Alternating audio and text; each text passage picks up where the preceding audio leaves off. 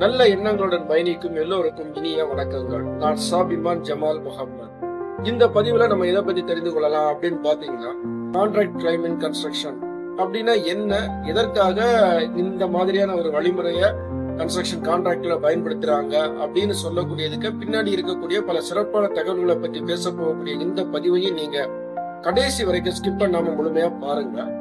பார்த்த பிறகு மறந்துடாம நீங்க நம்ம சேனலை கொஞ்சம் சப்ஸ்கிரைப் பண்ணிக்கிட்டு பக்கத்துல ஒரு பெல் ஐகான் இருக்கும், அதையும் கொஞ்சம் ஆன் பண்ணி விட்டுருங்க. இது சனாஃபின் சிவில் குவான்டிட்டி சர்வேயிங், கற்றதும் கற்பிக்கப்பட்டது. ஒரு ப்ராஜெக்டை எடுத்து செய்து கொண்டிருக்கக்கூடிய நேரத்துல அந்த ப்ராஜெக்ட்ல இருக்கக்கூடிய அந்த டிசைன் சொல்லக்கூடியதுல வரக்கூடிய மாற்றங்கள்னால அந்த ப்ராஜெக்ட் டிலே ஆகுறதுக்கான வாய்ப்புகள் இருக்கும். அப்படி டிலே ஆகுறதுனால ஏற்படக்கூடிய இழப்புகள். ஒரு ப்ராஜெக்ட் டிலே ஆகக்கூடிய நேரத்துல தானா அங்க என்ன நடக்கும் பாத்தீங்கன்னா, அதுல நம்ம யூஸ் பண்ணக்கூடிய மெட்டீரியல், எக்யூப்மெண்ட், பிரைஸ்ன்னு சொல்லக்கூடியது நிச்சயமா வேரி ஆகும்.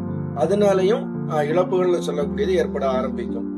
இந்த மாதிரி ஒரு ப்ராஜெக்ட்ல பலதரப்பட்ட இழப்புகள்னு சொல்லக்கூடியது தவிர்க்க முடியாததா இருக்கும். இந்த தவிர்க்க முடியாத இந்த இழப்புகளை ஈடு கட்டக்கூடிய ஒரு வாய்ப்பு அந்த ப்ராஜெக்ட் எடுத்து செய்யக்கூடிய கான்ட்ராக்டருக்கு இருந்தா அது அவருக்கு மிகப்பெரிய நல்வாய்ப்பா அமைந்தது. அதாவது தலைக்கு வந்தது தலைப்பாகையோடு போயிடுச்சுன்னு சொல்லக்கூடிய அந்த பழமொழிக்கு ஒப்பா அவருடைய மனநிலை இருக்கு. இப்படி இந்த தலைக்கு வந்தது தலைப்பாகையோடு போகணும் அப்படின்னு ஒரு கான்ட்ராக்டர் நினைச்சாங்கன்னா அவங்க செய்ய வேண்டியதுல முதன்மையான வேலை என்னன்னு பாத்தீங்கன்னா, கிளைம்னா என்ன, அதை எப்படி நம்ம யூஸ் பண்றதுன்னு சொல்லக்கூடிய அந்த வழிமுறைகளை பற்றிய ஒரு புரிதல் ஒவ்வொரு கான்ட்ராக்டருக்கும் நிச்சயமா இருந்தா மட்டும்தான் தலைப்பாகையோடு அந்த பிரச்சனை வந்து சால்வ் ஆகும். அப்படி இல்லைன்னா தலையும் சேர்த்து எடுத்துட்டு போயிடும். ஏன்னா இந்த இடத்துல இந்த கிளைம்னு சொல்லக்கூடியதை பற்றிய முழுமையான புரிதல் இருந்தா மட்டும்தான் உங்களுக்கு ஒரு நிரந்தரமான தீர்வுன்னு சொல்லக்கூடியது கிடைக்கும்.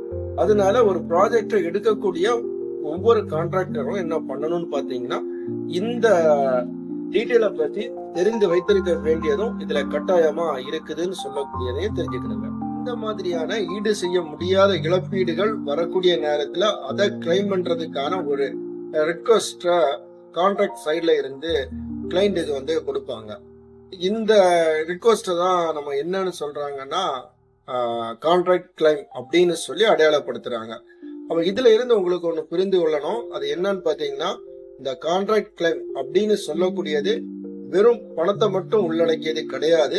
அதுல இன்னும் பலவிதமான செயல்பாடுகளையும் அதுல உள்ளடக்கி இருக்கும் அப்படின்னு சொல்லக்கூடியதையும் இதுல நம்ம நிச்சயமா புரிந்து கொள்ள முடியும். அதாவது ஒரு கான்ட்ராக்ட் கிளைம் நீங்க பண்றீங்கன்னா அதுக்கு சரியான முறையில ஒரு எவிடன்ஸ்ன்னு சொல்லக்கூடியது நீங்க சப்மிட் பண்ணி தான் ஆகணும். குறிப்பா பாத்தீங்கன்னா, என்ன காரணத்துக்காக நீங்க கிளைம் பண்றீங்க, அதனுடைய எஃபெக்ட் வந்து எந்த அளவுக்கு உங்களுடைய அந்த ப்ராஜெக்ட்ல ஆகிருக்குதுன்னு சொல்லக்கூடியது, நீங்க கொடுக்கக்கூடிய அந்த கிளைம்னு சொல்லக்கூடியது அவுட் ஆஃப் கான்ட்ராக்ட்ல இருக்குதா இல்லையான்னு சொல்லக்கூடிய பலதரப்பட்ட எவிடன்ஸை வந்து நீங்க என்ன செய்யணும், சைட்ல இருந்து கலெக்ட் பண்ணி இதை வந்து அட்டாச் பண்ணி நீங்க கொடுக்கக்கூடிய நேரத்துலதான் கிளைண்ட் சைட்ல இருந்து இந்த கிளைம்னு சொல்லக்கூடியதுக்கான ஒரு அப்ரூவல்னு சொல்லக்கூடியது உங்களுக்கு கிடைக்கும். அப்படி அப்ரூவல் கிடைத்தால் மட்டும்தான் உங்களால இந்த கிளைமை வந்து பயன்படுத்த முடியும் அப்படின்னு சொல்லக்கூடியதும் இதுல இருக்கக்கூடிய ஒரு நுட்பமான ஒரு தகவல். இதற்கு அடுத்ததா நீங்க பார்க்கக்கூடிய நேரத்துல இது எப்படி நீங்க இன்னும் எளிமையா புரிந்து கொள்ளலாம் அப்படின்னு பாத்தீங்கன்னா, ஆஸ் பர் நம்ம கான்ட்ராக்ட் டாக்குமெண்ட்னு ஒண்ணு நமக்கு தருவாங்கல்ல, அந்த கான்ட்ராக்ட் டாக்குமெண்ட்ல இருக்கக்கூடிய அந்த டிராயிங்ஸ்ல என்ன கொடுத்திருக்காங்கன்னா எல்லாமே வந்து ஐசோலேட்டட் ஃபுட்டிங்கா கொடுத்திருக்காங்க. ஆனா அந்த ப்ராஜெக்டினுடைய ஸ்ட்ரக்சரல் கன்சல்டன்ட் சைட்டுக்கு விசிட் பண்றாங்க. விசிட் பண்ணக்கூடிய நேரத்துல அந்த சாயிலுடைய கண்டிஷனை வந்து டெஸ்ட் பண்றாங்க. அப்ப அவங்க கண்ண பாக்குறாங்க, சில குறிப்பிட்ட ஏரியாவில பாத்தீங்கன்னா சாயில் கண்டிஷன் வந்து ரொம்ப மோசமா இருக்குது. அதுல இந்த ஐசோலேட்டட் ஃபுட்டிங்னு சொல்லக்கூடியத நம்ம பயன்படுத்த கூடாதுன்னு சொல்லக்கூடிய முடிவுக்கு வர்றாங்க. அப்படி முடிவுக்கு வந்த உடனே என்ன சொல்றாங்கன்னா, இந்த குறிப்பிட்ட ஏரியாவில நீங்க முழுமையா என்ன பண்ணுங்க, பைல் பவுண்டேஷனை வந்து லே பண்ணுங்கன்னு சொல்லிட்டு போயிருக்காரு. அப்ப இவர் இன்ஸ்ட்ரக்ஷன் கொடுத்த பிறகு என்ன அங்க நடக்குதுன்னு பாத்தீங்கன்னா, அந்த ப்ராஜெக்ட் ஆட்டோமேட்டிக்கா டிலே ஆக ஆரம்பிக்கும். அது எப்படி டிலே ஆகுதுன்னா, இவர் டிசைனை வந்து அப்பதான் ஃபைனல் பண்றாங்க. அதுக்கு அடுத்த கட்ட ப்ராசஸ் ஆஃப் ஒர்க்குன்னு சொல்லக்கூடியது 15 இருந்து ஒரு 20 நாள் வரைக்கும் ஸ்ட்ரக்சரல் சைட்ல வந்து எடுப்பாங்க. அப்ப இந்த குறிப்பிட்ட இடைவெளியில கான்ட்ராக்ட் சைட்ல என்ன எல்லாம் பிரச்சனை வரும் பாத்தீங்கன்னா, அவருடைய ஒர்க்கருக்கு வந்து கொடுக்க வேண்டிய பேமெண்ட் இவருக்கு கொடுத்துதான் ஆகணும். அவர் ரெண்டுக்கு எடுத்து வச்சிருக்கக்கூடிய அந்த மெட்டீரியலுடைய காஸ்ட்டுக்கு வந்து அவர் பே பண்ணி தான் ஆகணும். அந்த எக்யூப்மெண்ட்டுக்கு பே பண்ணி தான் ஆகணும்னு சொல்லி பலதரப்பட்ட செலவுகள் வந்து இந்த கான்ட்ராக்ட் சைட்ல இருந்து கொடுத்துட்டே தான் இருக்காங்க. அப்படி கொடுக்கக்கூடிய நேரத்துல ஒரு கான்ட்ராக்டர் என்ன பண்ணணும்னு பாத்தீங்கன்னா, இப்படி ஆகக்கூடிய இந்த செலவுகள் எல்லாம் முன்கூட்டியே அவங்க வந்து ஒரு டாக்குமெண்டேஷன்ல செய்து அதை கிளைண்ட்டுக்கு ரிக்வஸ்டா அனுப்பி வைக்கணும். இந்த ப்ராசஸ் தான் நம்ம கான்ட்ராக்ட் கிளைம்னு சொல்றோம். அப்படி நீங்க அனுப்பி வைக்கக்கூடிய அந்த டாக்குமெண்ட் அவங்க ஃபைனல் பண்ணிட்டாங்கன்னா, அதுக்கு பிறகு அந்த குறிப்பிட்ட ஏரியால வரக்கூடிய அந்த அமௌண்ட்டை நீங்க தனியா என்ன பண்ணிக்கிடலாம், கிளைம் பண்ணிக்கிடலாம். அப்படி இல்லாம போகக்கூடிய நேரத்துலதான் பல விதமான பிரச்சனைகளை வந்து நம்ம சந்திக்க வேண்டியது வரும். சரி, இறுதியா இதுல நம்ம என்ன புரிஞ்சுக்கலாம்னா, ஒரு கான்ட்ராக்ட் கிளைம் அப்படின்னு சொல்லக்கூடியது அவுட் ஆஃப் டெண்டர்ல இருக்கக்கூடிய சில வேலைகளை நீங்க செய்யக்கூடிய நேரத்துல அந்த குறிப்பிட்ட அமௌண்ட் கிளைண்ட இருந்து கிளைம் பண்றதுக்காக பயன்படுத்தக்கூடிய ஒரு வழிமுறை அப்படின்னு சொல்லக்கூடியது முதல் பாயிண்ட்.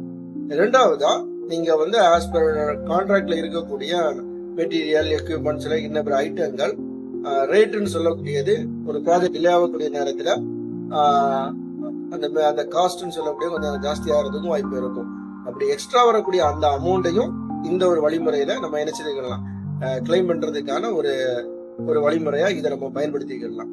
இந்த மாதிரி எதிர்பாராம நடக்கக்கூடிய அந்த செலவுகளை இந்த மாதிரிப்பட்ட ஒரு வழிமுறையை பயன்படுத்தி நம்மளால என்ன செய்ய முடியும், கிளைம் பண்ண முடியும் அப்படின்னு சொல்றதுக்காக தான் இந்த கான்ட்ராக்ட் கிளைம் அப்படின்னு சொல்லக்கூடியத கொடுத்திருக்காங்கன்னு சொல்லக்கூடியத ஒரு அடிப்படையா நீங்க புரிஞ்சு வச்சுக்கிடுங்க.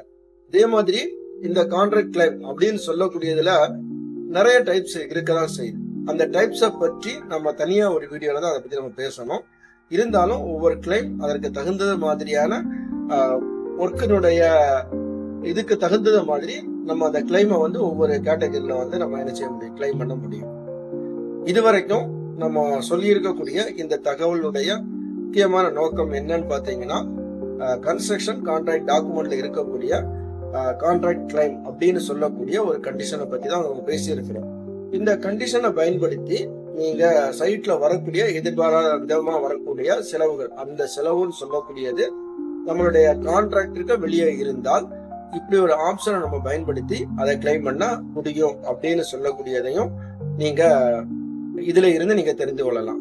சொல்லப்பட்டிருக்கக்கூடிய இந்த தகவல் நிச்சயமா உங்களுக்கு ஒரு பயனுள்ள தகவலா இருக்கும் என்கின்ற நம்பிக்கையில தான் இந்த பதிவை நான் இதுல முடிக்கிறேன். மீண்டும் நாம் அடுத்த ஒரு நல்ல பதிவில் சந்திக்கலாம். நன்றி, வணக்கம்.